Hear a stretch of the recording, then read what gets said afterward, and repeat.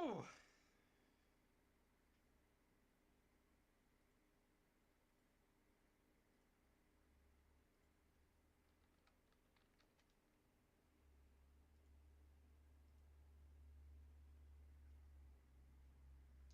Hello, hello, hello tonight.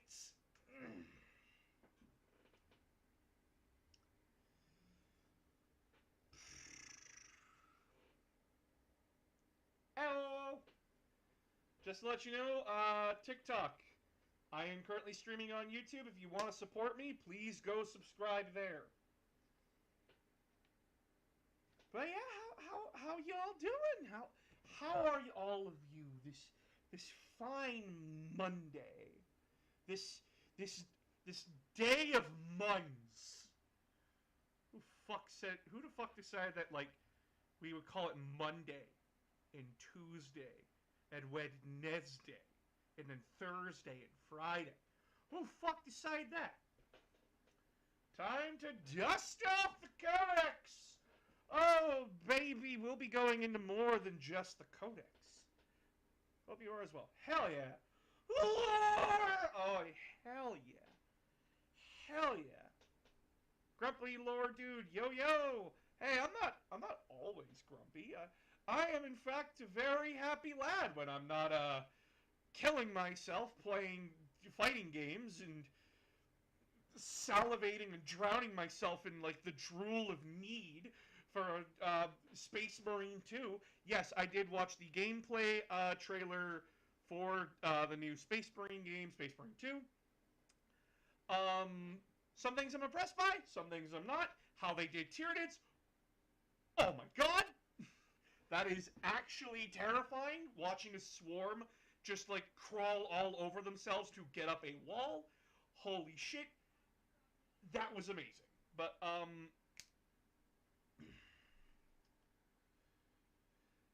what are we doing here today? What is the goal? What are we talking about? Well, if you were on YouTube, TikTok, you'd fucking know, because it's in the title. But TikTok is dumb and has a character limit. Hi. Hi, you're streaming. Yes. Oop, okay, have fun. I love you. I love you. That was my wife. Do you want a cup of Pepsi or Coke? I would love Coke. Okay. Uh, okay, Do you so want jujubes? no. Okay. So what are we talking about? Well, if you were on the YouTube channel, you'd see what the hell we're talking about. We are talking about the Thousand Sons, my favorite Legion of fuck-ups. Yes, I said it. They did everything wrong, and I will be not hearing anything otherwise. Magnus did everything wrong. The Thousand Sons are guilty of many things, but they are my fuck-ups. I love them, and I will continue to back you up their sins, okay? No one argue? No one fight? Thousand Sons are assholes. Now, why Thousand Sons? Why do I like them so much? Well, three major reasons. One, I just love their aesthetic. Their aesthetic is just très magnifique. I love the gothic, Egyptian, futuristic sci-fi look of them. They just, oh, I love them. It's so nice. It's so good. I delicious models. Number two, I like sorcerers. Sorcerers are sick. Like, they're just like, kaboom, mind magic, I make your head explode. I make bullets on fire. I love Thousand Sons. It's a fucking crying shame that not many 40k games have made use of them.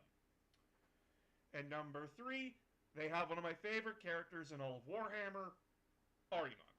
I love Ahriman's story, and we will be going into it when we discuss the lore and history of the Thousand Sons.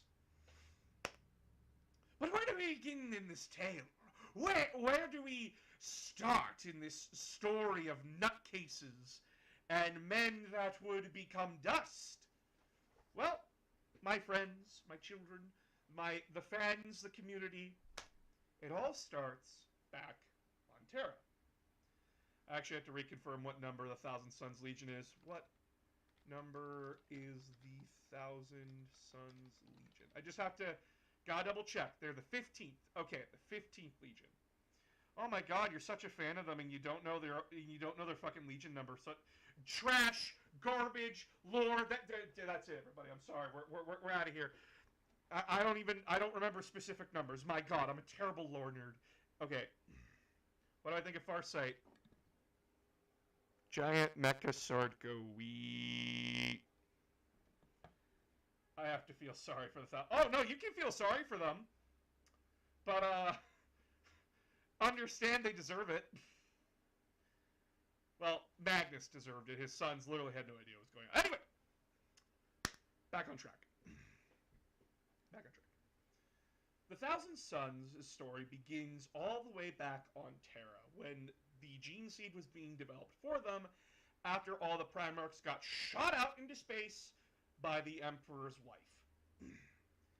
Now, there was something unique about the 15th Legion. The Emperor designed them in such a way that they were psychically gifted. All of them. And all their aspirants would be Psykers.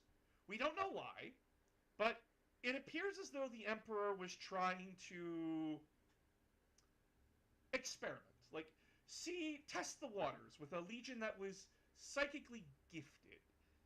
The 15th would not be deployed on Terra, but they would be deployed in other theaters of war as a sort of specialist force. A force of Marines that were dedicated to mindfuckery and just controlled psychic aggression. They would launch constant attacks that would vaporize the enemy, leave them broken not only in body but in mind and spirit. And they were highly effective. In the Emperor's words, if you asked Imperial High Command, which was the actual military force that actually decided where units were deployed all over the galaxy, they would look at the Thousand Sons with both worry and contempt. The Thousand Sons were constant victims of this disgust, this lack of understanding of who they were, but High Command couldn't just remove them because the Emperor told them to. Like, the Emperor would constantly defend the 15th Legion's place in the Great Crusade. He wouldn't, like, make bombastic speeches about it. He would just say, knock it off, leave them alone. And no one understood why, and not even the Thousand Sons, but they would continue on as normal. Until something tragic happened. During one deployment, a Thousand Sons Marine got a little carried away, a little too much for his britches, a little too shock happy, a little bit too unlimited power. Got a little bit too much of that, and his armor would begin to crack. It would begin to burst. His flesh convulsed and grew. His mind was lost to insanity, and he became a gibbering monster that would kill 10 of his brothers before it was put down. The incident was hushed up, but it was very clear that this would not only be the first time, and it would not be the last. This problem would continue to strike the Thousand Sons Legion, and the Emperor had no idea why. He and the sorcerers of the Thousand Sons would try to figure out what exactly was wrong, but they had no idea. And eventually the Thousand Sons would just put whoever fell to this flesh change into stasis. Hopefully one day a cure could be found. One of these poor victims would be the brother of Ahriman, who was a Terran-born Marine. Ahriman and his brother were given special lockets by their mother before they were inducted into the Legion. And Ahriman would swear that he would find a cure for the flesh change, so that way he could save his brother. But luck would have it. You see, the Emperor had been in communion with the Thousand Sons' gene father, Magnus the Red, for a few years now. Though the Great Crusade was slow to start, it would eventually make its way to Prospero, a desert planet. If you remember, at the beginning of this little tale, I had said that the Primarch's mother, Erda, had launched all of the Primarchs and shotgunned them out into space. Magnus would end up on the world of Prospero, a desert world, but a paradise world. Yeah, people usually assume that deserts and paradise do not go together, but in this case, it was a refuge for those who escaped the persecutions, the manhunts, the lynchings, and the absolute extermination of them for Psykers. Prospero was a safe haven for people with psychic gifts. They had massive glass pyramids full of written knowledge of human history. They had such a culture to them that many would dignify it as refined and way more civilized than other planets the Imperium would find. And here, Magnus, his small gestation pod, would crash land. And he would be found by scholars, the Lords of Prospero, and they would take him in. Quickly, though, the young lad grew into a strapping gentleman. But he had power to him. His psychic gifts were massive. They were so acute and so powerful that even the most powerful people on Prospero dare not match him. He was also intelligent. He was well-spoken. He was a scholar, a poet, and a warrior. All of them. And he outdid all the masters. What they taught him in a day, he would master within minutes. What they taught him in a week, he would master in days. He was the master of Prospero within just a few simple years, able to give speeches and lectures to those who thought themselves masters. Magnus the Red was the true lord of Prospero by the time the Imperium arrived. The entire planet followed his example.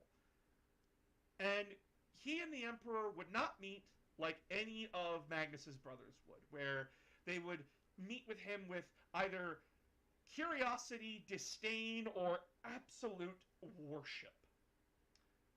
He would treat the Emperor as if they were old friends. They would embrace as if they were old friends. They were, for all intents and purposes, it appeared as though Magnus had never left the Great Crusade, that he had never had to be found. And he would make that claim too, that I was never found. I had just always been there. And there, just in the distance.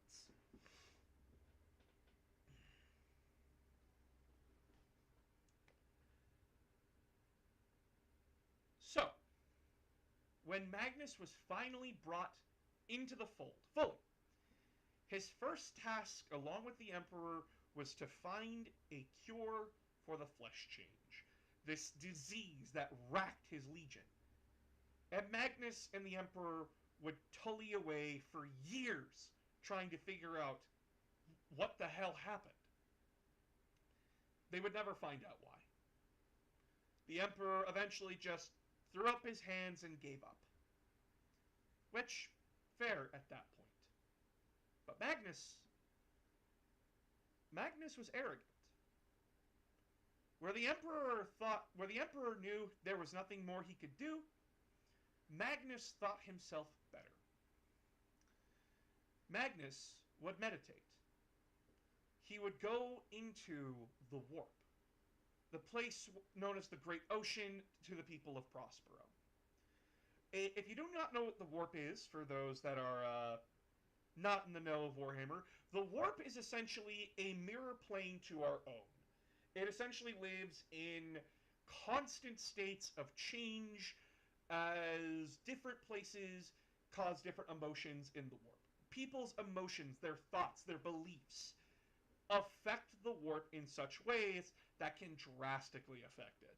And a Psyker is someone that can tap into the warp and manipulate its energies to basically, shoot fire, shoot lightning, heal wounds, all that kind of stuff.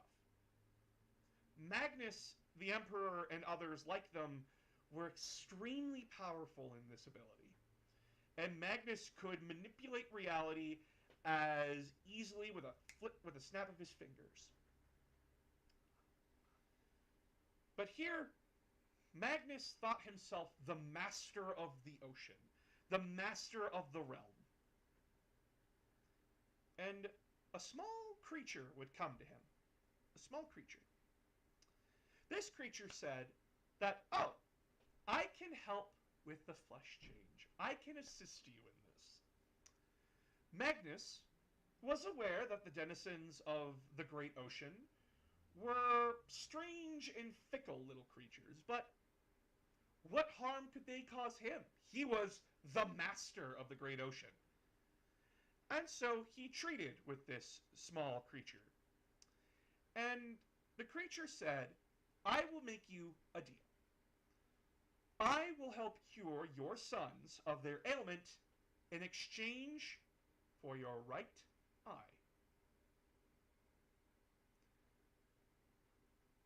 This was a fantastic deal. A symbol of sacrifice?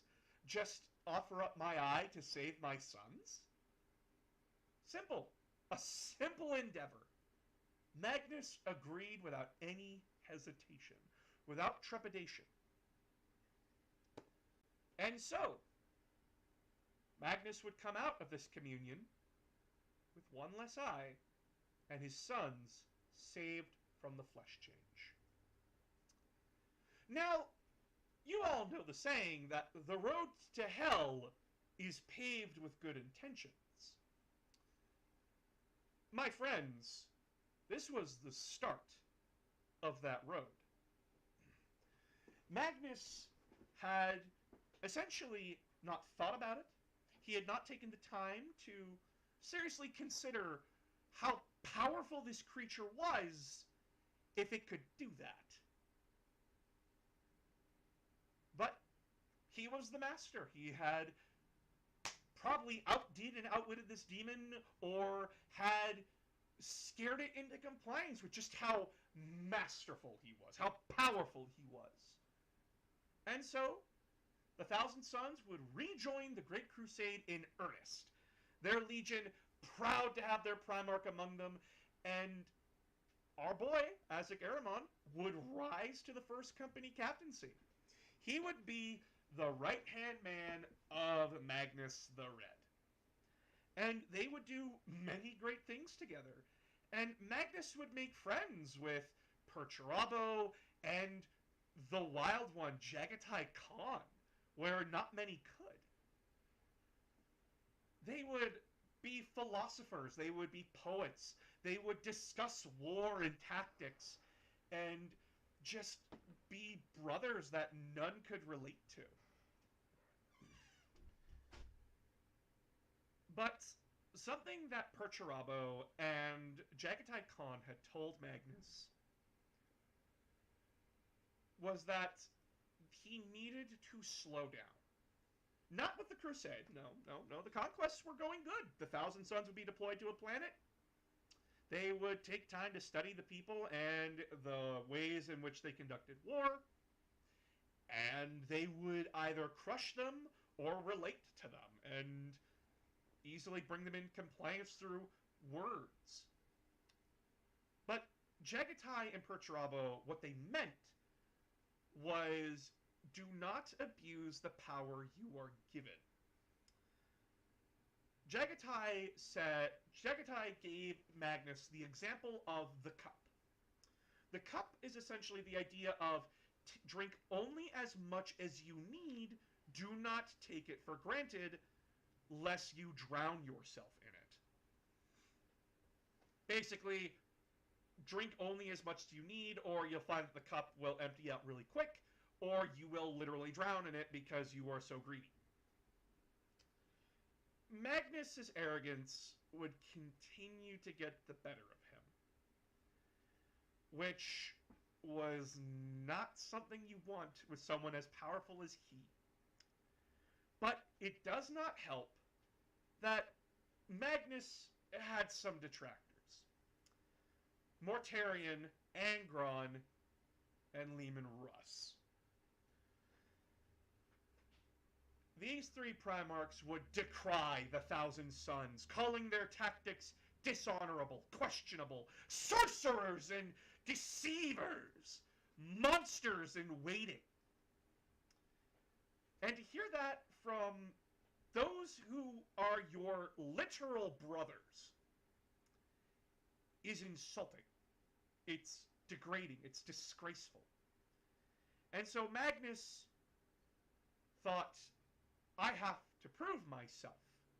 I have to prove that I am better than these barbarians, these fools and halfwits. One is a barely restrained ball of anger. The other one is a savage from the Winterlands. And Mortarion, a hypocrite. Why should I listen to them? Why should I take their criticism? I have known the Emperor the longest. I know exactly what he wants and intends.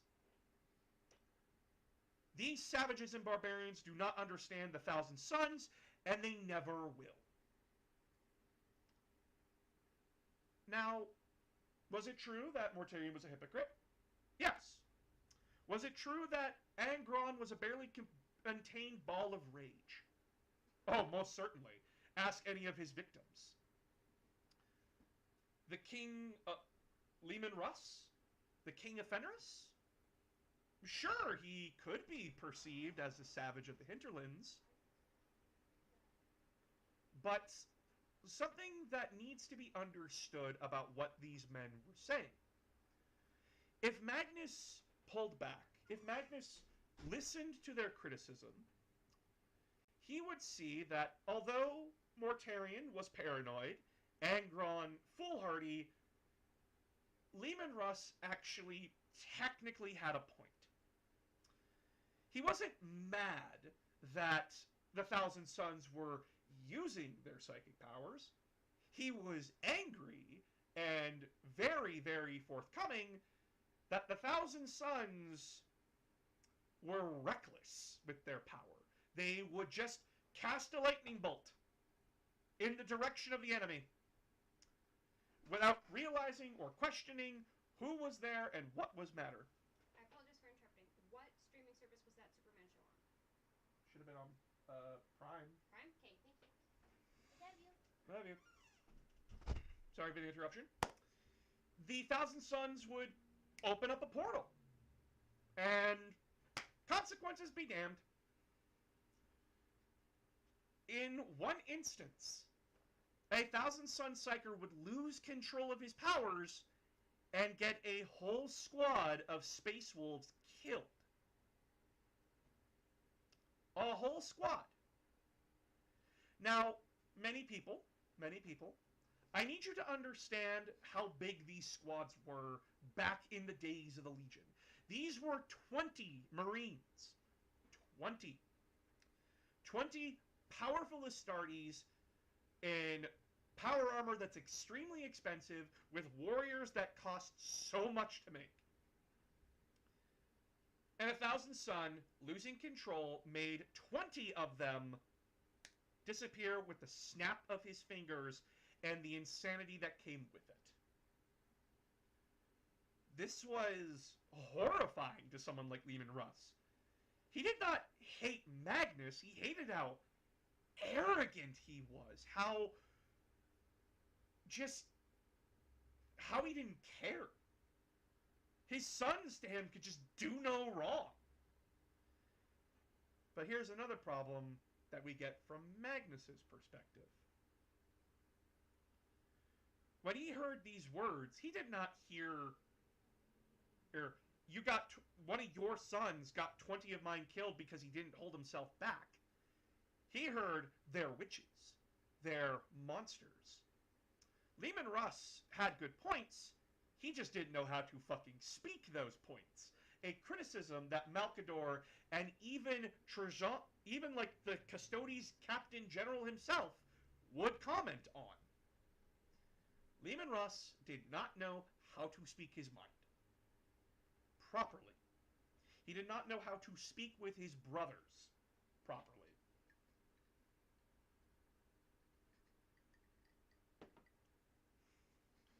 Which hindered their ability to criticize Magnus and get through his arrogance. Even Jagatai and Perturabo struggled to get past them. But the plans were set. Everything was in place. The Imperium so close to conquering the galaxy. Something where they were so close to uniting all of humanity under one banner. The Emperor's dream. It was then on Olinor that the Emperor revealed something. I have grown tired of this endless crusade, and I am to retire to Terra, was his announcement to the paraded legions and military forces that were at Olinor, the greatest imperial victory the Great Crusade had seen thus far. And not many saw this coming. Magnus, he saw it coming a mile away. The Emperor had named Horus Lupercal, warlord and warmaster of the Imperium, to continue the Great Crusade and conquer what's left of the galaxy in the Imperium's name. Many Primarchs were shocked, many weren't, Magnus among them. Horus was a good choice. He could negotiate with his brothers. He was a fantastic war general. Sure, people like Angron and Corax didn't like him that much, but hey, beggars can't be choosers. And Magnus would soon find himself within the firing line. After an incident with those 20 Space Wolves being just gone. And an incident where Magnus, during the heat of battle, would make himself as mighty as a Titan and the same size. Right before the eyes of Leman Russ and all of his Space Wolves. Now, the Thousand Sons were, at this time, very casual with their psychic powers. I need a glass of water, I'ma just use my psychic powers. I need to fetch something, I'll just get my psychic powers. I need to send a message to somebody, I'll just do it through telepathy. A servant basically had an aneurysm when he sent him a message about exactly what I need in specific detail. Fuck that's fine. The only one who would criticize this and encourage his men to, just do it the normal way was Ahriman, where one Marine would basically use his psychic powers to clean his bolter all the way through. Ahriman would do it the old-fashioned way. He would just undo his gun, clean it all, put it back together, good to go. Sure, it would take the normal time to do it, instead of like the 30 seconds it took one psychic to do it, but Ahriman would make a good point.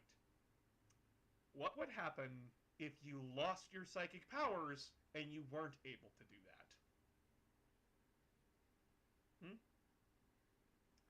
It was a good point. And many in the Thousand Sons thought Ahriman a weirdo. But many also saw his words as wisdom. Who could have used that wisdom, though, was Magnus. Especially the coming Council of Nicaea. But before we get there, we have to talk a little bit more about like what's going on with the Thousand Sons. You see, during the Great Crusade, the Thousand Sons would take on these things called tutelary. They're like these little gremlins from the warp, little birds and little rats, creatures from the warp that would teach them how to enhance their psychic ability. And the Thousand Sons had no reason to doubt these tiny creatures. They were tutelaries. They taught them how the great ocean works. It wasn't that bad. And, oh, here's another thing. The Thousand Sons would do a foreign exchange kind of thing. They would send their Marines to other legions to see how they did things, to learn how their brother legions conducted war. And many of them would be sent back without an argument, i.e. from the Death Guard, from the World Eaters who did not want them. And strangely, the Space Wolves would follow suit. Strange. Many Thousand Sons thought, the barbarians are sending a representative to speak with us, to be with us, to essentially learn our ways. Okay. This rune priest would become very, very close friends with Ahriman. And he had his own wolf. And the second that Ahriman showed his rune priest friend the tutelary, the rune priest's wolf and the rune priest would grow immediately wary of it. And Ahriman would just raise an eyebrow and go, "What's wrong?" "Do you not know what that creature is?" the rune priest would ask. "He is a tutelary, a harmless little thing." "That is a denizen of the warp. They are not to be trusted, Ahriman." And Ahriman would become wary of his tutelary from that point. He would actually take the Space Wolf's criticism into account, but only slightly. But this would be one of the many points brought up at the Council of Nicaea. What is the Council of Nicaea? Well, if you know, it's a religious reference to a council that the Christian church would have hundreds of years ago when, the church was split up. And they would bring in a Roman emperor to basically oversee and basically be like, "Okay, everybody calm the fuck down." The Council of Nicaea, though, was not this. The Council of Nicaea was a debate, but as well as a trial for Magnus the Red.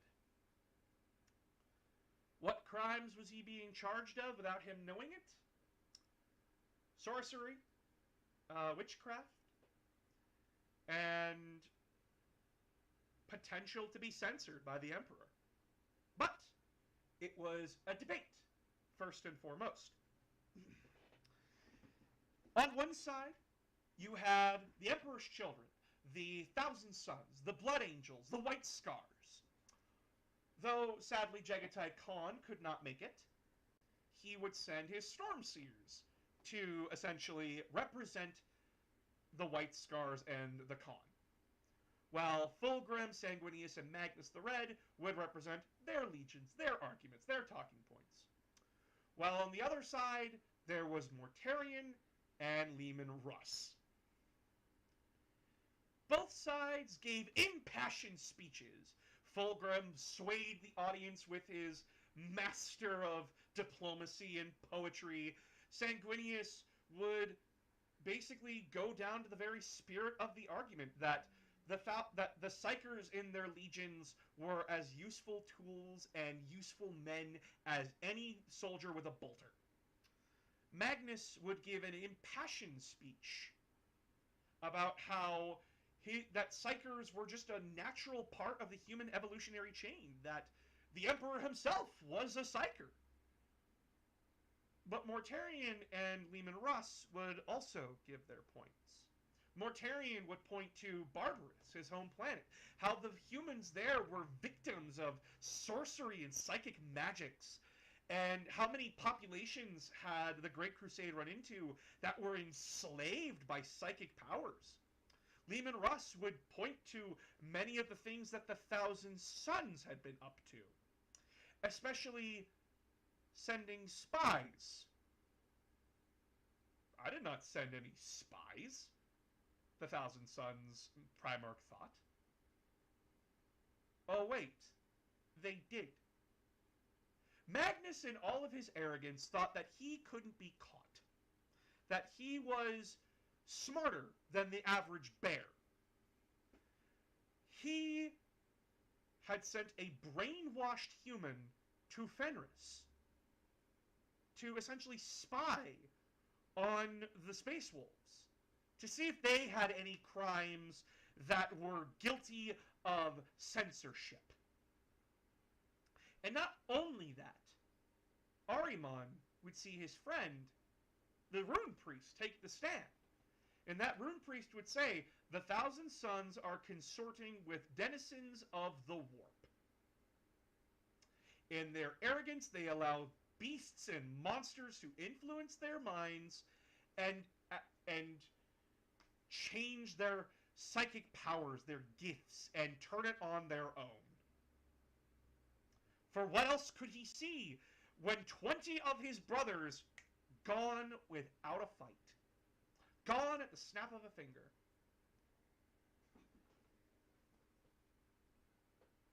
Magnus felt his anxiety spike. Ahriman felt heartbreak and betrayal. He had told the Rune Priest this in confidence. How could he do that to him? To his friend?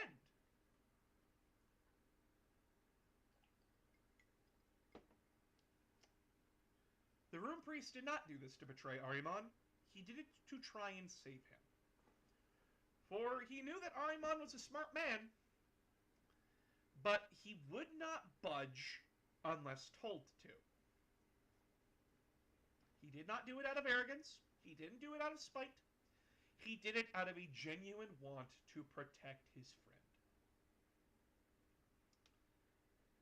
friend. And Magnus, in one more vain attempt to sway the argument back in the favor of his side, would tell the story. The story of the man in the cave. If you do not know what the story is, essentially it is a story of a few men in a cave by a fire.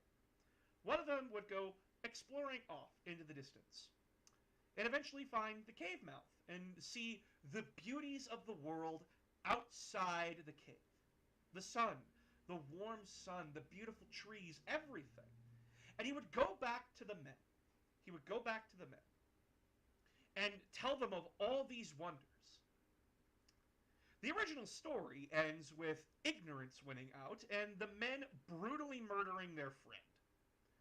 For he tells lies and deceits even though he is not. Magnus changed that story. He changed the ending. That these men were swayed by their friend's argument and would follow him out into paradise. That story is tens of thousands of years old by the time when Warhammer happens. And the Emperor is much older than that story. To say the Emperor was displeased is a disservice to the rage that he felt, the anger, the disgust he felt for what his son had done. The Emperor had told Magnus many, many times that he is not the master of the warp, he is an entity living in it. He is someone that swims in it, and that he should not mess with the natural order of things. Ironic coming from him. But the Emperor's rage could not be quelled. Magnus had defied him, Magnus had lied to him, and Magnus had done the unforgivable sin of harming his brothers. though not directly, very indirectly. The Emperor censored the Thousand Sons. He would order that psykers restrain their powers, that the Legion librarians that were among the legions be disbanded and returned to proper service as a regular Marine, no ifs, ands, or buts. Any psyker that is to be made is to go to the Scala Progenium, and as well as astropaths only. Nothing more, nothing less. Magnus wept. He felt betrayed by his father. And Jaghatai Khan and the other Primarchs there felt like they had done all they could. The Stormseers had given a good argument too that was ignored. They said, how about just we have controlled psykers? Like, they have to go through years of training to become a librarian. And they don't see active service till they graduate. That kind of thing. That was ignored. Sensible arguments ignored. The Emperor went hardline extremist. Just the way that Mortarion and Leman Russ, to an extent Leman Russ would want.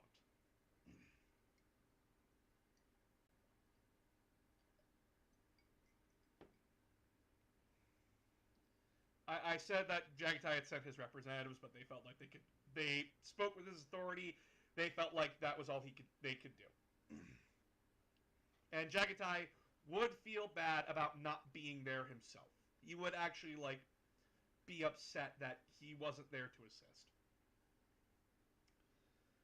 But Magnus and his legion felt betrayed. They felt abandoned.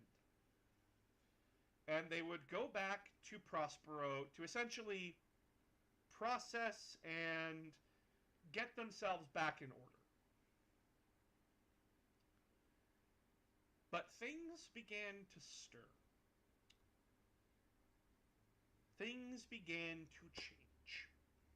Shifts in the tides of the great ocean, and something horrible would happen.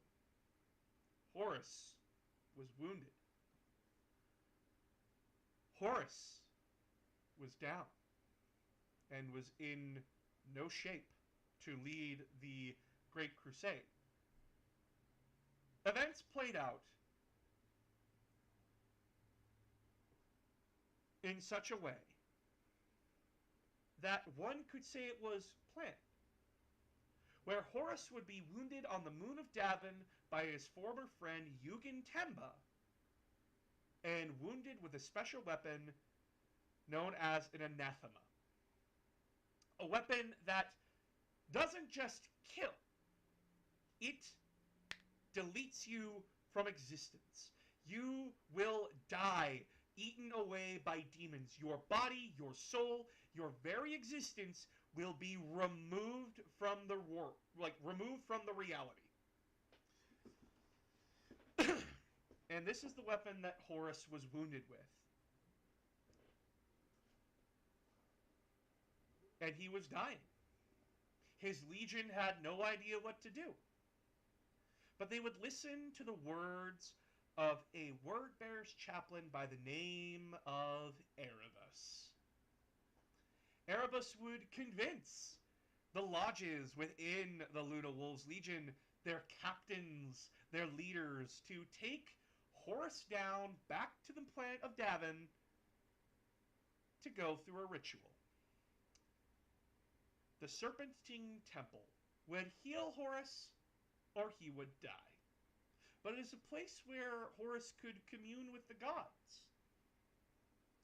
And Magnus felt this. He knew he had to do something. He couldn't just stand by and let the denizens of this plan, this machination that they've been planning for years, come to fruition. He couldn't allow it. No. He knew that the Emperor had banned psychic powers, but he was not going to let Horus fall. Period. He would conduct a ritual to interrupt and intercede into the visions that the gods and Erebus were showing Horus. And Magnus would come as a comet of fire in Horus's dreams, warning him, do not listen to the false words of this man who wears the face of your favorite. Do not listen to him, for he is Erebus and not Serjanus. He is not your beloved captain who fell 1 year ago. He is a snake in the grass who seeks to destroy everything we have done. Magnus had fallen into another trap. Sure, he had revealed that the man that wore Serjanus' face was Erebus. Sure, he had revealed that Erebus was a snake in the grass. But he had defied the Emperor's orders. And Magnus was not aware of the conversations that Horus was having with these beings from another realm. He was not aware of the words said to him by Erebus. Yes, Erebus was a snake in the grass. He was a disgusting lowlife. But he was a disgusting lowlife that made good points. These gods made good points to Horus. That the Emperor was not in control. That the Emperor was influencing the natural order of things. That the Emperor caused untold suffering. That the Emperor wanted an empire that saw him as a god. But he could not be a god. He couldn't control his own son. One who defied his orders openly. A man that would allow his brother, like his sons like Angron to suffer. Conrad Kurz to just exterminate his homeworld without any repercussions. No. No. Horus would never follow a man like that. If I cannot save the galaxy from you, Father, then let it burn. In Magnus's infinite arrogance, he did not know the conversation that was going on. He just thought that he could stop it. The problem wasn't stopping it. The problem was not knowing what was said. And not having good arguments to counteract it, or to know what was shown. For the gods of chaos had shown Horus half-truths. Just enough so that Horus could fill in the gaps on his own, but never enough to get the full picture. They showed him his brothers and him being sent away. They showed him the future. They showed him modern 40K, but gave him no context for what he was looking at. They just let him fill in the pictures. Let him write out what he saw and what he felt. Nothing more. And Magnus could have never known. And that was the point. Magnus failed. Again. He failed at Nikeia. He failed here. But he would not fail his father. No, no, no. He would try again. He would do another ritual, even at the screaming of his captain Ahriman, begging him not to. The screaming of Motep, stating, do not do that. Please, Father. But Magnus would not hear them. His arrogance flaring from failure after failure after failure.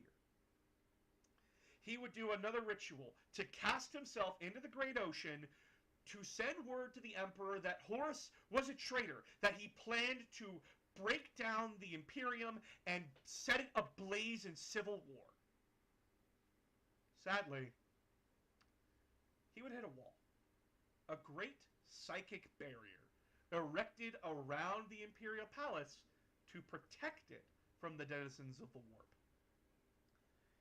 Magnus would try with all of his might to break through, to slip through, anything, to warn his father of the coming dangers. But he couldn't. He was not strong enough. But then a familiar voice rang out to him. Struggling again, are we? Magnus would turn to see this creature again, sitting there mockingly.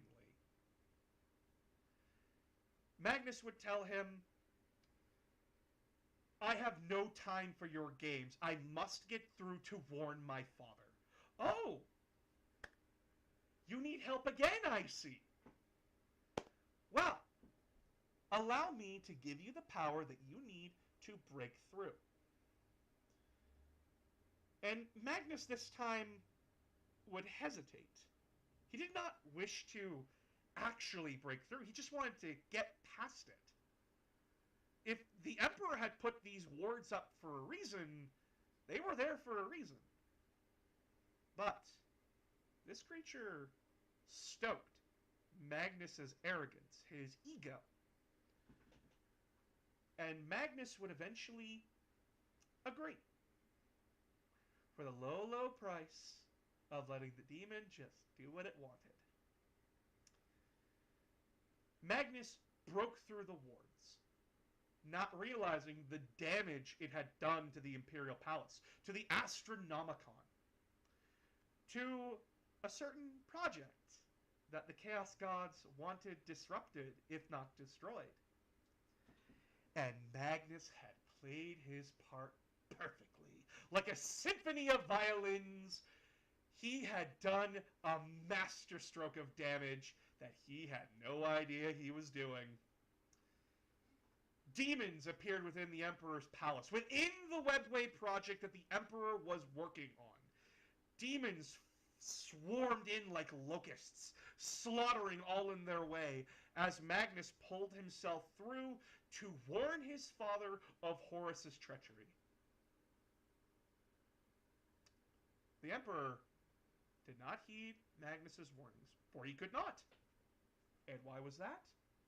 Well, it appears that Magnus, the traitor himself, had allowed demons to follow him through and cause untold unrepairable damage to the entirety of the Astronomicon. He had destroyed the Webway project, which the Emperor had slaved over for years, and had caused untold suffering and damage to the workers and custodian guard of the Imperial Palace. The Emperor did not hear Magnus's warning because he did not care. All he saw was an arrogant brat who got others killed for no reason. And he would cast Magnus's soul back into the warp, banishing him back to Prospero.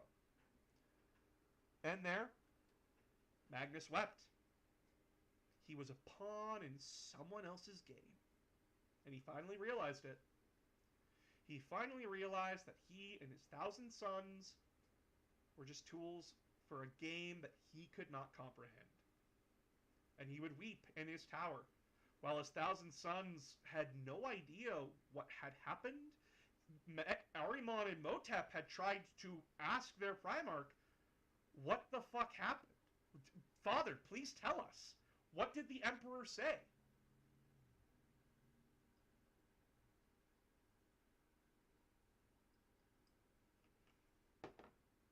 Magnus would not tell them. He was in too much grief. But back on Terra, things would be put into motion. The Emperor would call in the Space Wolves and Leman Russ, and he would give them this specific order. Bring Magnus the Red to me in chains. He must answer for the crimes that he has committed. And Leman Russ was perplexed. Magnus did all this damage? Magnus caused all this suffering? All right. He must be brought to justice. And Leman Russ would take his fleet, a battle group of Sisters of Silence, a group of warrior women who were psychic blanks, those who were unaffected by the powers of the warp, as if their very existence deleted the warp. And a honor guard of Custodes led by the Captain General himself.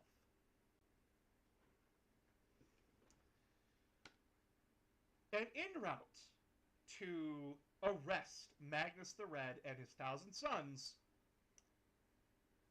Horus, who had now fully given in to the powers of chaos, had fully embraced rebellion, but had not made it revealed that he was a traitor, changed the wording of the orders. Why bring Magnus in at all? He was a traitor. Kill him. Wipe the galaxy clean of Magnus the Red and his 1,000 sons. And Leman was not one to disobey an order, but that was a little extreme to him. Wipe the galaxy clean of the 1,000 sons? If they surrendered, Leman Russ would not raise a hand against them. And the Space Wolves would translate over the planet of Prospera. And Leman Russ, to his credit, would try to reach out to his brother, because it was strange. The fleet wasn't there to meet them. The fleet was gone. The cities were not on high alert. What was happening? This was strange to Leman. And he would try in one last desperate attempt to reach out to Magnus, to reach out to him and beg him and plead him to explain what was happening. And all he got was silence. For Magnus had done something unspeakable. He had blocked all communication from the planet, as if wanting to die. And so, Leman Russ and his forces became the executioners they were always meant to be. They burned every city, killed everyone they saw. No one on the planet would be spared. And then they would get to the capital city of Tisca. There, the 1,000 sons were fully aware of what was going on now and were defending their home from savages. For they did not know what the fuck was going on. They did not know that the Space Wolves were there to originally arrest them. All they saw was the Custodian Guard, the Sisters of Silence, and the Space Wolves slaughtering their people and burning their cities. So they fought back. They would call upon the powers of the warp and fight back against these aggressors, these savages that had for so long talked down to them, treated them like trash, who threw away their hand of friendship when it was offered. And leading this defense was Ahriman, who was aware that what his Primarch had did and grew tired of it. He grew tired of Magnus sulking and hiding away in his tower while his sons and his home burned, while his people suffered. He would not do what his father did. He would fight to the last. Because he was not a coward. He was not someone who hid in the shadows. He was a warrior of the 1,000 sons, and he would prove it. He was a Adeptus Astartes. He was a legionnaire. And he was just as loyal to the Imperium. And the battle would wage back and forth. The 1,000 sons pushed back by the ferocity of the Space Wolves, the skill of the Custodes, and the warp-blocking powers of the Sisters. But they would push right back with skill, tactician, and their own psychic powers. Until something happened.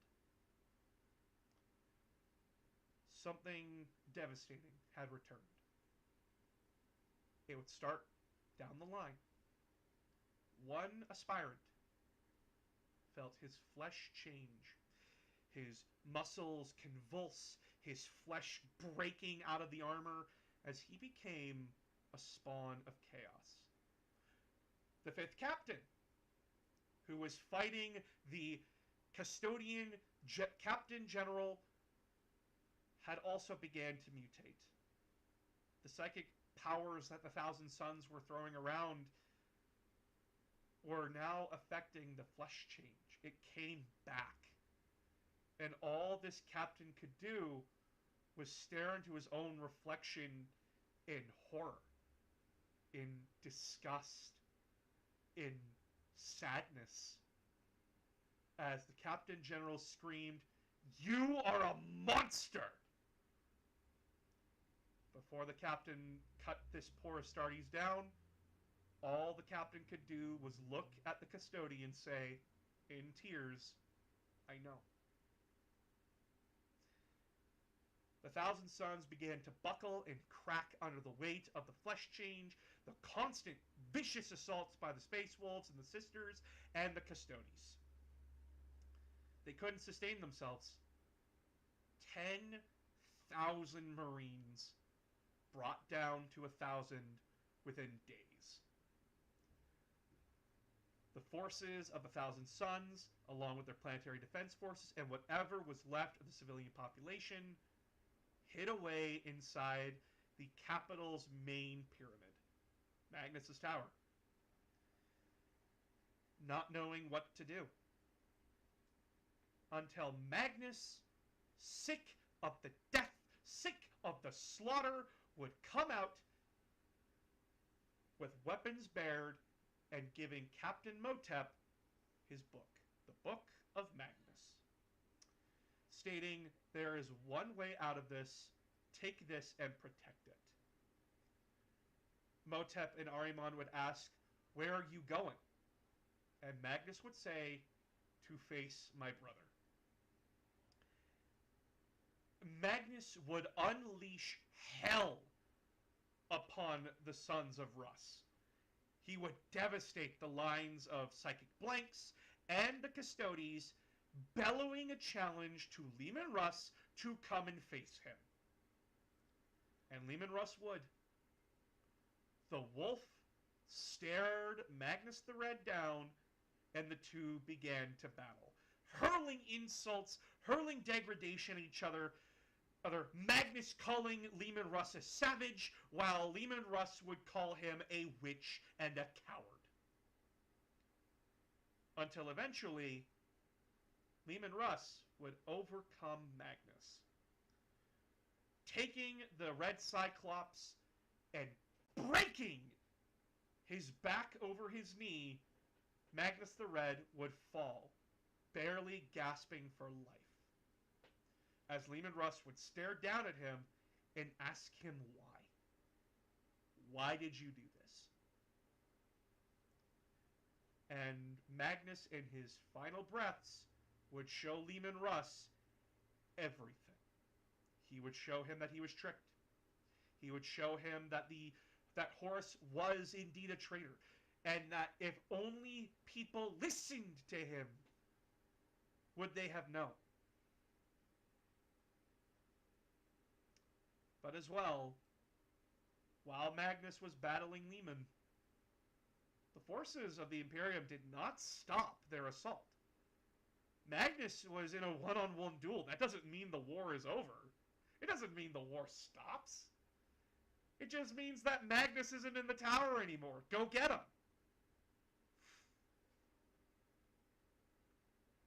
And so, that one little gremlin would come back. But it wasn't a gremlin. It wasn't a minor being of the warp. It wasn't some random creature made up of the dreams and hopes of one child. It was Tzeentch, the god of deceit, endless plans, and magic. And Tzeentch would laugh, and would echo the words, "Do you need assistance again?" And would tell Magnus, "I can save your sons, I can save your people, I can save the work that you have died for. All that you need to do is bend your knee to me and offer your service to me for the rest of your life. And Magnus, in tears, would agree. He would take Tzeentch's deal, knowing that he was a pawn of Tzeentch since the very start. And so the Thousand Sons would end up in the warp on the planet of sorcerers, scared, not knowing what happened. Magnus the Red possibly dead. With the flesh change back, they were terrified. Until Magnus rose from a glass pillar with wings of ever-changing color and with feet like birds' talons. He had become a greater demon of Tzeentch, one of his princes. But it was strange, they thought. Yes, their father was alive, but it was as if it wasn't him. For you see, children, Magnus the Red was shattered. He was broken into thousands of pieces. His will and soul scattered across space and time.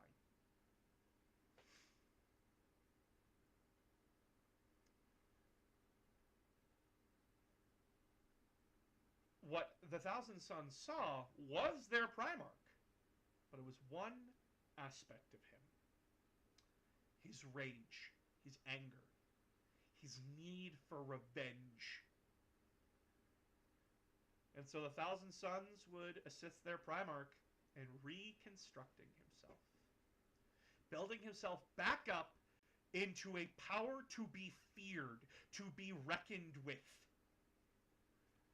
But through all their trials, through all their tribulations, the Thousand Sons would still suffer the flesh change. They would still suffer.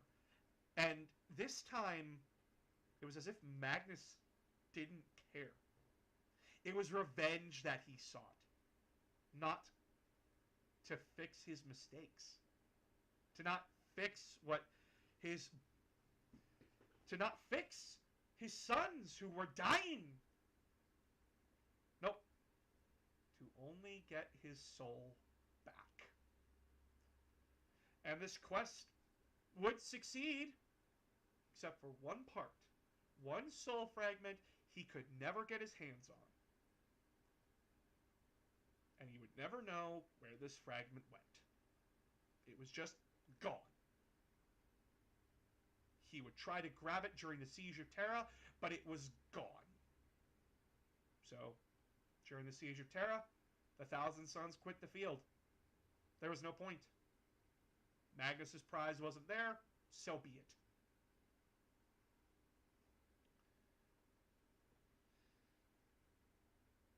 So the Thousand Sons would lay in dormant on the planet of sorcerers, suffering under the flesh change for so long.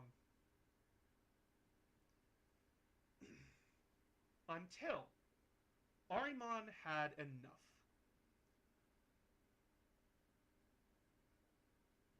Save your questions for after. We're almost done. Ahriman had had enough. Magnus didn't care. Everyone else had given up. Not he. Not Ahriman. He would cure the Thousand Sons of the flesh change if it killed him. And so he gathered everything he could from the ever-changing libraries of Tzeentch, from the Labyrinth of Tzeentch, and Magnus's own book. He found a ritual. The Rubricae. It could cure any one of this change that his brothers were suffering from, that he was at risk of. And he would put it all together and convince 8 other sorcerers, his brothers, to join him in this ritual. 9 sorcerers conducting their energies into one ritual to cure their brothers of the flesh change. But they did it in secret, for they knew that Magnus would interfere and possibly stop it. And who cares what that unfeeling bastard has to say? He had given up. So why bother? It appears, though, that the apple does not fall far from the tree when it comes to mistakes. For you see, children, the Rubrique was a success. But herein lies the trick of Tzeentch. Sure, it says exactly what you want. It gives you hope, for Tzeentch is the god of hope. But Tzeentch is also the god of deceit, and deceit does not mean in just a lie. It can be a withholding of information. Yes, the flesh change will be cured, because there will be no flesh to corrupt. Those without substantial psychic gift were turned to dust, their armor sealed as though they had been welded in shut. Their brothers screaming as they could feel their bodies, their flesh, their bones, their nerves turn to ash and dust inside their armor. Soldiers frozen like statues, trying to claw their armor off of them, while all their sorcerer brothers could do was watch in horror. An event that would scar the Thousand Sons, mentally and emotionally. To see their brothers trapped in a cage they could never escape. And the only way their brothers could move was as if they were puppeted on strings like a sick joke. Like the strings that Tzeentch had on them, they had to do the very same thing to their brothers. And Ahriman and the 8 others were mortified by what they had done. And so came down in a screaming ball of fire, Magnus the Red. Angry at the arrogance that Ahriman had shown and the lack of restraint. The reason why Magnus had not done anything was because there was nothing to be done. For Tzeentch had made it that way. That was fate. And Magnus was close to striking down Ahriman to kill his first captain, someone who had tried to keep the hope. Until his blade was stayed by the words of Tzeentch. Tzeentch had revealed, oh, he wanted this to happen. It would make the great game much more interesting and give him an advantage. Warriors that would not turn and run. Implacable guardians to put wherever Tzeentch wanted. For he had endless plans for the Thousand Sons, and now he had an army that would not die. So it was perfect to him. Ahriman had done his task. Don't kill him. Worst you can do is banish him. And so, Magnus would banish Ahriman away from the Thousand Sons, saying that he would never serve with them again. And Ahriman would make the promise that he would cure the Rubrique and he would cure the flesh change. But there was only one place that he knew that he could do it now. The Black Library, hidden away within the Webway.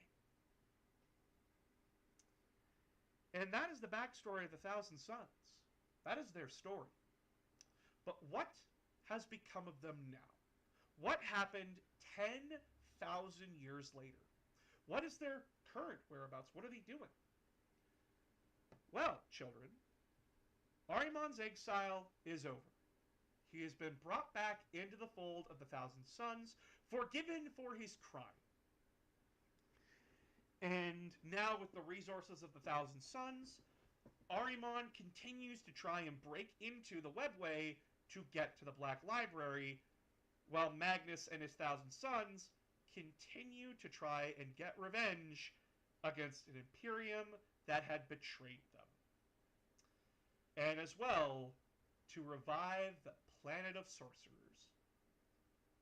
To revive their home, Prospero. What has happened to them since then? No one really knows. After the Second Awakening event, the Thousand Sons just kind of aren't doing much. But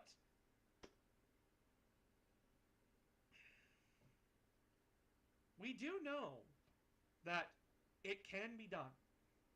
For Ahriman had fought the Ynnari, the cult of the dead within the Eldar, and he had fought Yvraine, and Yvraine had done the impossible. She had revived 10 of Ahriman's brothers, returned them from not only dust and ash, but to full flesh. They were back, and no sign of the flesh change. Nothing. They were cured. Ahriman's plans have changed.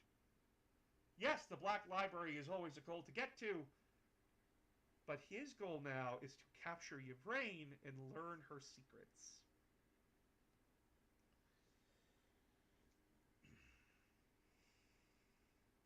We don't...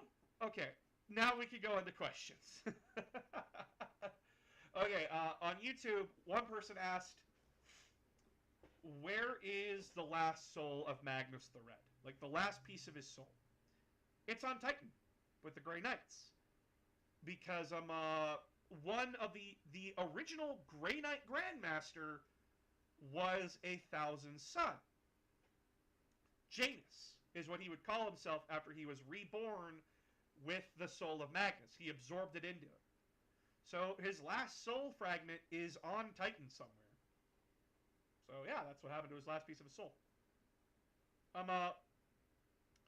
I did see someone ask, what's my opinion of the Space Wolves?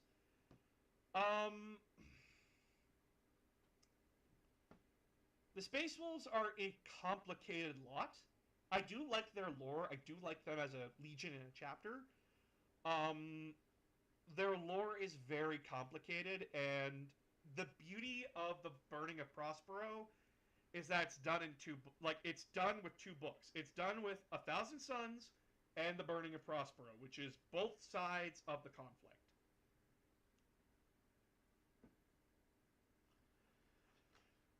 Yeah, but she's an Eldar, so she's racist and horrible.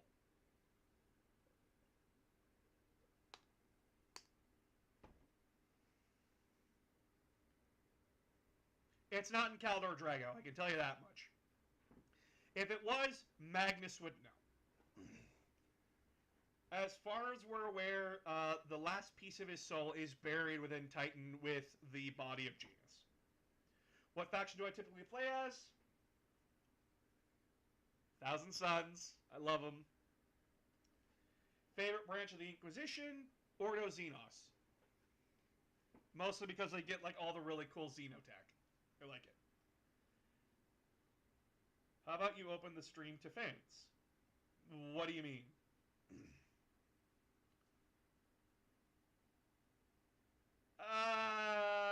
No, Lucius had nothing to do with it.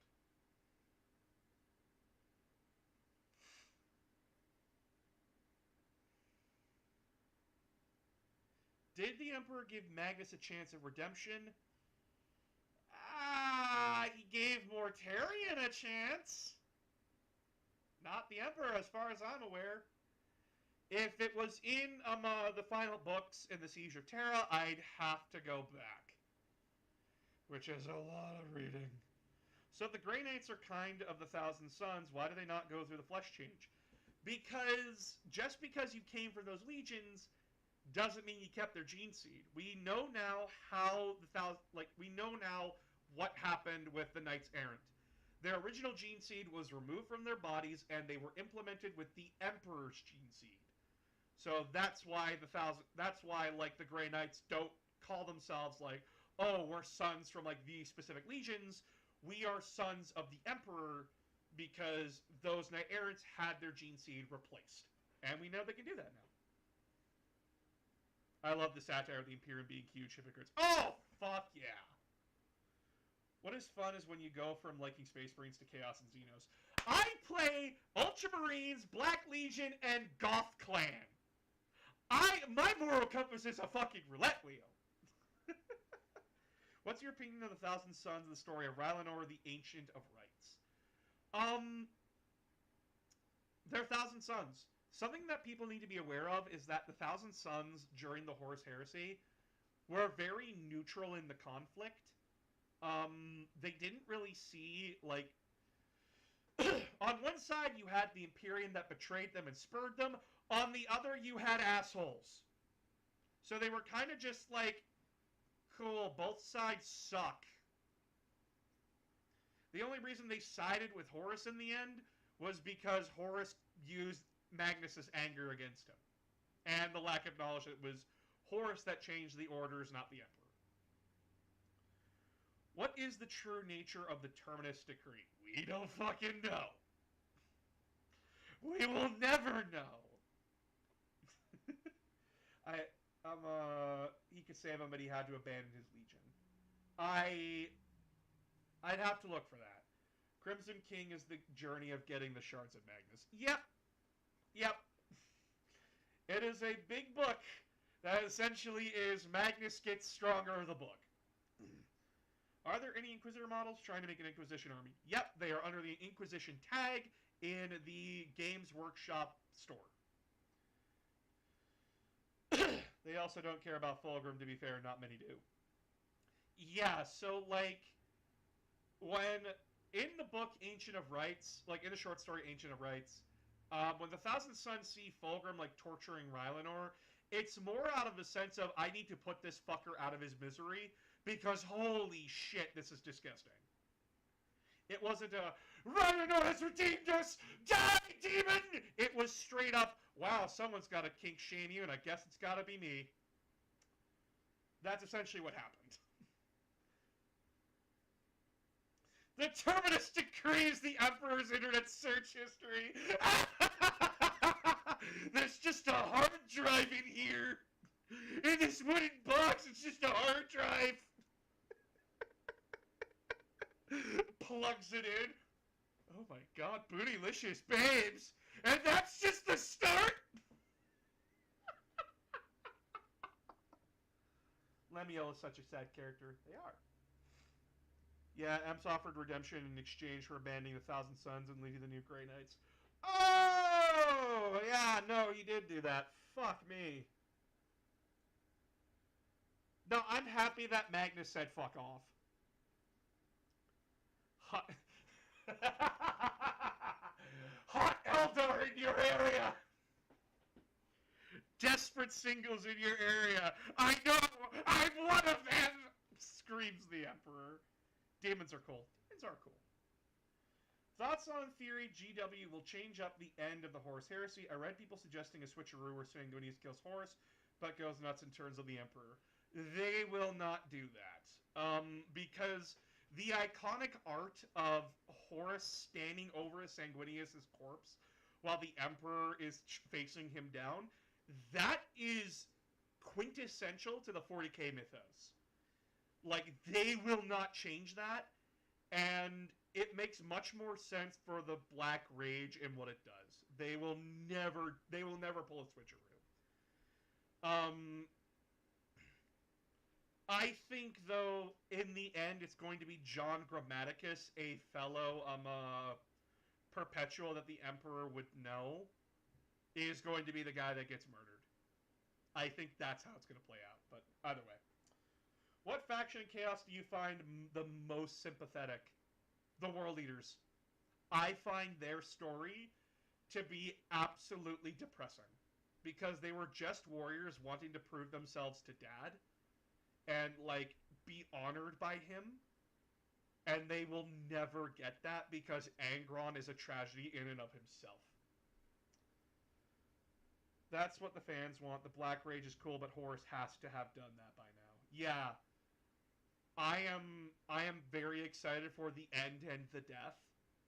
Like, the final books in the Siege of Terra, which is just Horus Heresy, the finale. Erna's in the background snickering. I hope it's Loken. I want it to either be Loken or Jon.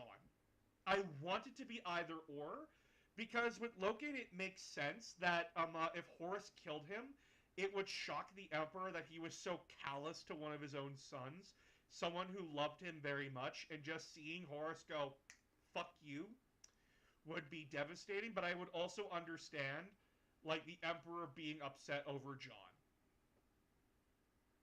What Nerf blasters would you recommend for conversions into 40k props? I do not know,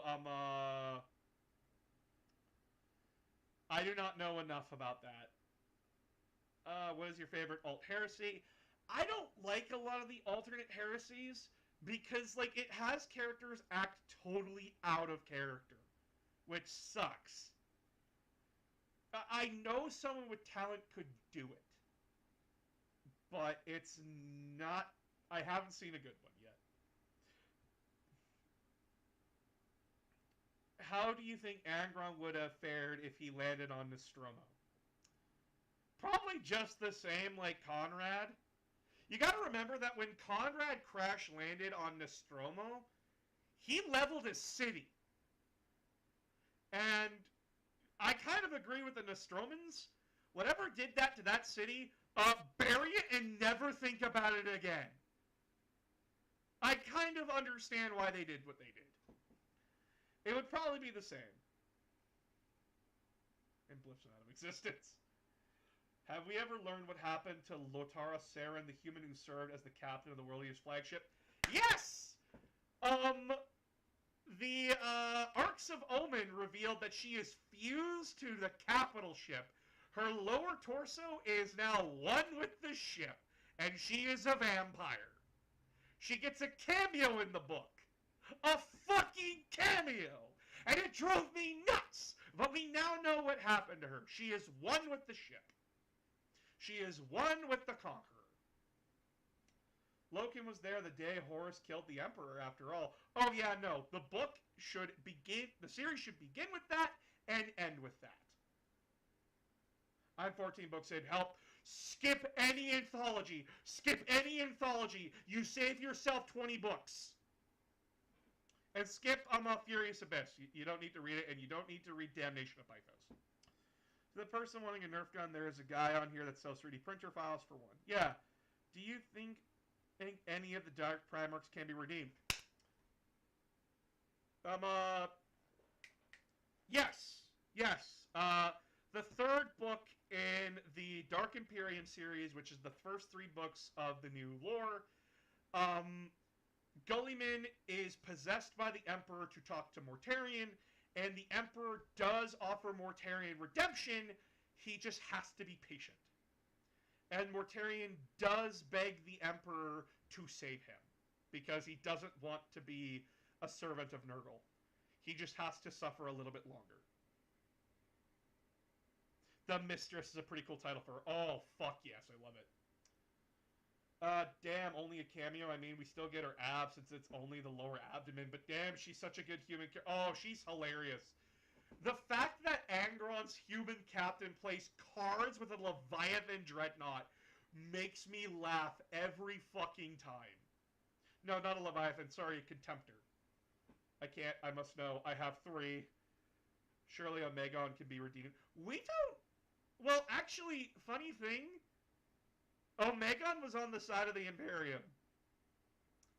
It's heavily implied that, like, he didn't agree with what Alfarius was doing. And it's heavily implied that a lot of the Alpha Legion that remained loyal to Alfarius, i.e. Omegon, are setting up things so that the Imperium can win against Chaos. How do you feel about Adaptus Ridiculous? I've been watching their stuff. They do a pretty good job. I like Adaptus Ridiculous. I think they do a good job. I would love to come on. I would love to go on, like, one day or, like, be invited on. But, like, I'm too small for them. I'm too small. Can Magnus be redeemed? Possibly. It would have to be... He would have to find the final soul fragment... And it would have to be a fight for who took possession of the body. I think the Dreadnought spat the cards out like an automatic card shuffler. Nah, the funniest thing is that when you're reading Betrayer, he's just holding them like this. And he's like, what the fuck am I doing? It is the funniest shit you'll read. I think Gullyman is actually... Stop that, he's not. He's not. That would be so fucking stupid. They probably would. They have been holding off on Thousand Suns. Oh, I think I have to, like, subscribe to their Patreon. If I can get $50, I'll fucking do it. I'll email them and say, hey, 66K on TikTok, really big fan of Thousand Suns. Can I come on? Come on. I'll give you money. Which, by the way, if you want to support me, please donate to my Ko-fi and enjoy my Patreon. I am doing basic army breakdowns of each 40k army to help beginners get into Warhammer. Anyway. Don't be afraid of the truth, AOG. I am not afraid of the truth. I just know that I'm sick of Alpha Legion being fucking seen as these unstoppable, ever-infiltrating guys. That's stupid. Hey, how would you feel for Clone Fulgrim coming and setting it as a character against Demon? I would fucking love that! The Phoenician and the Fallen. Oh my god, that would be epic as fuck. I want Fulgrim, I want a Fulgrim model, and I want a Demon Fulgrim model. Give me Snake Daddy! Holy shit! How do you feel about Major Kill? Which one is that again? Hold on.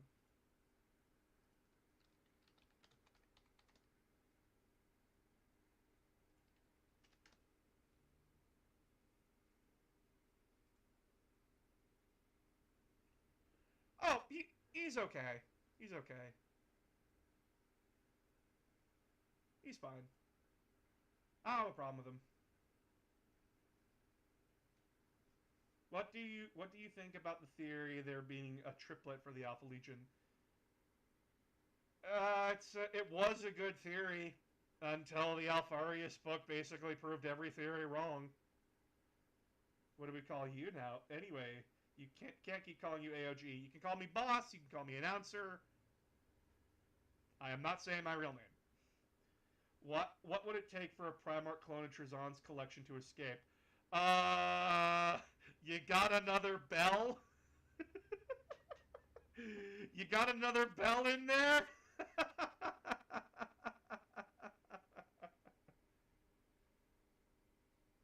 What do you think of an army based off the latter half of the Siege of Vrax? It's just Grey Knights, Dark Angels, some fucking Kriegers, and Inquisition. But yeah, you got a bell? You got a bell that could destroy half the collection again? Nah, best part about the Storm books that would like basically revive Gilliman is that Trazon's just chilling in his fucking museum, and then he's like, that bell, that nice bell I got, it's so nice and sick. Why is it ringing? You're in station. It's breaking the collection! Toss it into space! That shit is funny. And Sister to Battle, but hey, it's a big mix of models. It is. Funny how Trazon thinks he could bring Big E back from the dead. He probably could. He's probably got something in the fucking back, in like the back room. Trazon is the protagonist of 40k. Ah, so says the British Empire, encapsulated in one model. Do the World Eaters hate Angron because of what they did or because of what he made them become? They, as far as I am aware, and as I read the books, the World Eaters do not hate Angron. They worship the very ground he walks on and want Daddy to notice them. But it's that kind of thing where they will never be like equals to him. He will never see them as worthy sons because he just can't.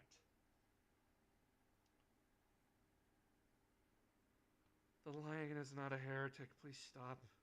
I'm bored of these. I get bored of these old memes. I'm sorry. Because, like, No, fucking Tywin Lannister looking ass, head ass, Lionel Johnson. He's a good lad. He's a good dude now. He actually is like going through, like redeeming the fallen, and he's got like 6 of them following him, and they're just like, yo, what changed? And he's like, I had like 10,000 years to sleep it off. Why did it send early? Ooh, I thought I read somewhere they hated him, but I could have misread it. They do not hate him. If any faction that is Xenos would join the Imperium, it's probably the League. It would be perfect. Well, the League does have traces of human in them. They are from Synthonia. They can trace their lineage back to Synthonia, which was Horus's homeworld. Is Mort or Aang more of a trait? Angron is by far a more tragic boy than Mortarion will ever fucking be. Mortarion betrayed the Imperium because Dad stole my kill. Angron betrayed the Imperium because Dad robbed him of a final death with his brothers and sisters and proceeded to basically just use him as a missile to die. Angron will be far more tragic than Mortarion ever will be. Mortarion chose his path. Angron was forced upon it. Isn't the League already in the Imperial? They could be boarded. No. League of Votann are their own thing entirely. Is there any traitors that hate their Primarch? I know Typhus does. The Black Legion do. It depends on the Night Lord that you ask. Erebus and Corpheron hate Lorgar. I think that's it. I love the new Lion book with him waking up. Oh yeah, no, it's good. Hey, what do you think of the interesting of one of Primarchs fell into a Xenos planet? They've done that tons. I mean, listen to Abuse this on YouTube. It's Angron putting the nails in the Legion. He says it perfectly. Oh yeah, no, it's...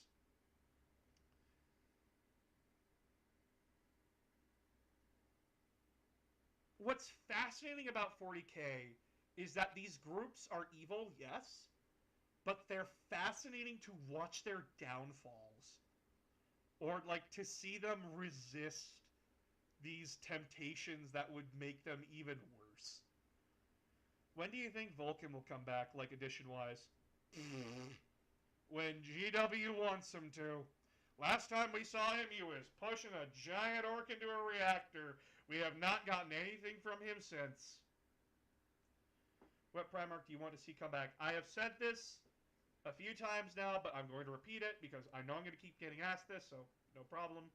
I want to see Fulgrim and Jagatai Khan come back. I want Jagatai to come back because he's not a popular Primarch, but he's one of the most interesting and coolest Primarchs. I would love to see him come back. Plus, I am getting sick and fucking tired of walking models. Give me an asshole on a bike!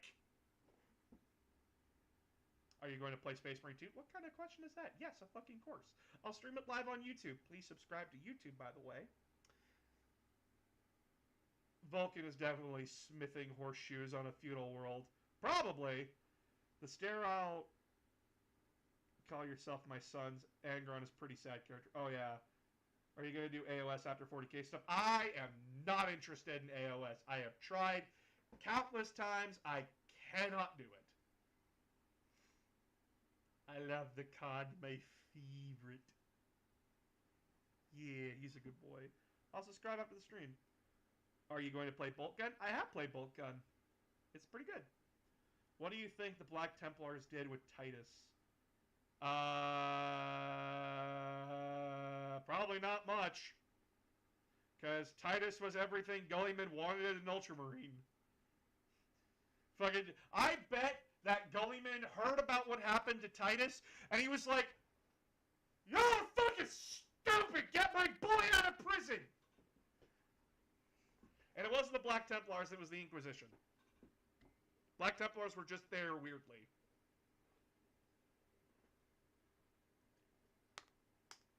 Do I ever think the Emperor will leave the Golden Throne?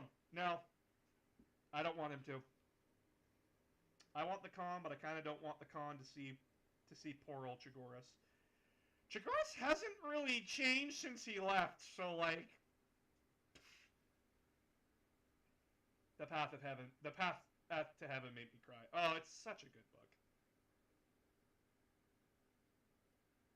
I'm gonna wait and figure this out. Oh yeah, top 3 Primarchs. Okay, my top 3. Top 3. Number 1, Gulliman. I love Rowboat Gulliman. 2. Oh, you better know it's my boy the fucking con. You better know it's my boy the fucking con. Number 3 is actually a really hard one for me. But,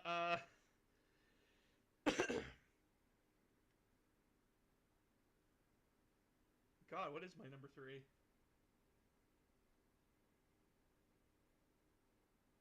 I would say Horus. Horus is my number 3. Love all your content. Thank you. What's the worst Imperial Assassin? Gameplay-wise, right now, it is the Calidus Assassin, because she's just way too squishy. The Emissar is really good at, like, chopping people up. Like, he's meant to just murder hordes, while the Calexis is meant to, fuck with Psykers, and the Vindicare... Snipers are really good this edition right now. So if you can get yourself a Vindicare Assassin into your list, I recommend it. Dord, Corvus, Perturabo. I'm still waiting for the Space Wolf Primarch to come back, because we all know he's coming back. It's probably going to be Leman. They're probably going to, like, bring back Leman Russ next, because Space Wolves are a popular group. After that, it's kind of up in the air. I think it should be like 4 Primarchs to 4 Primarchs, but who knows? Well, Calidus on tabletop doesn't make really sense.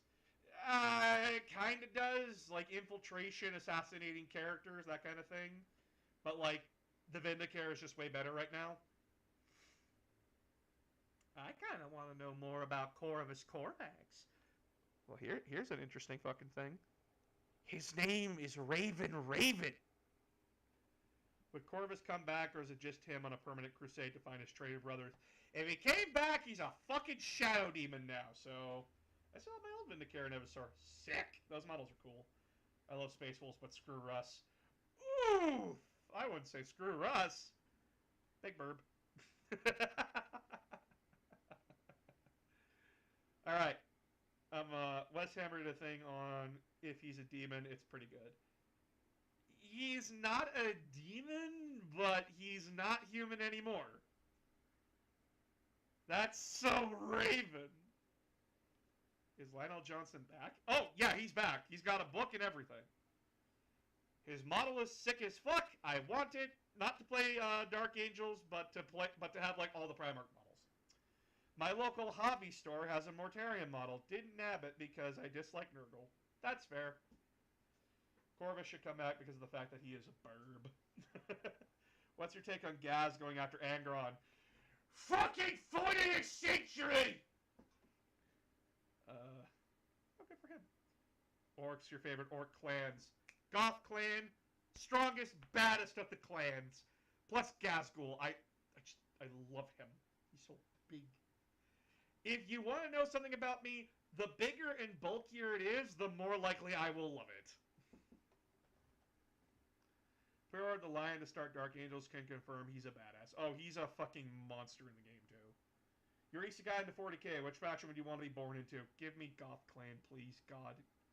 If I'm going to be a part of anything, I'm going to be a part of the faction that has fun. Rainbow Orc. Any chance of doing lore on Warhammer Fantasy? Never. I can't do it. Dude, the sheer amount of screaming with the Worldians versus Orcs, enough to drive Corn mad. I've never seen a purple orc, that's how you know they're stealthy. Prophet of Dawa. If I got a non-Imperial army, it'll be orcs. Orcs are fun. Orcs are always fun. Gaijin Goomba actually did a really good video on orcs, and has some really cool models. I recommend going checking out his videos.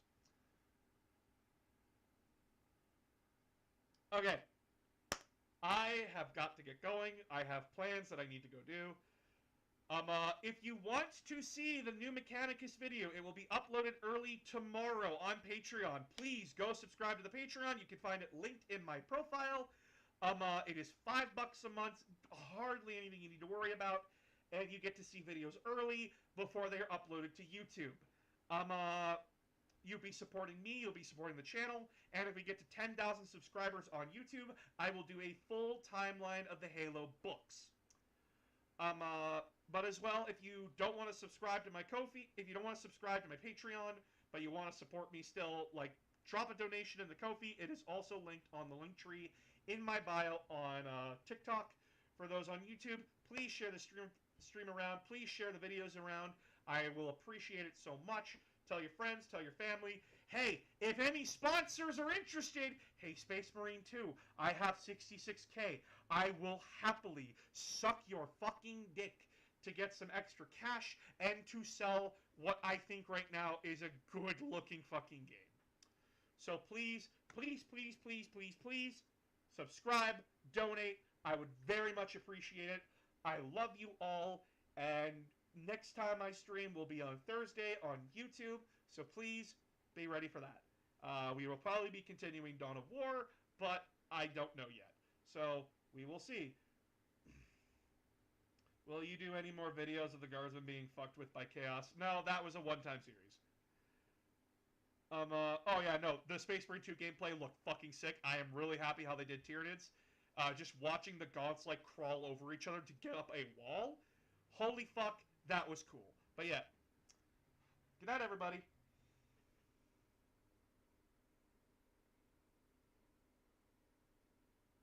We're playing Dawn of War 1. Probably. Alright. Good night, YouTube. Love you guys. See you on Thursday. But, hope the Patreon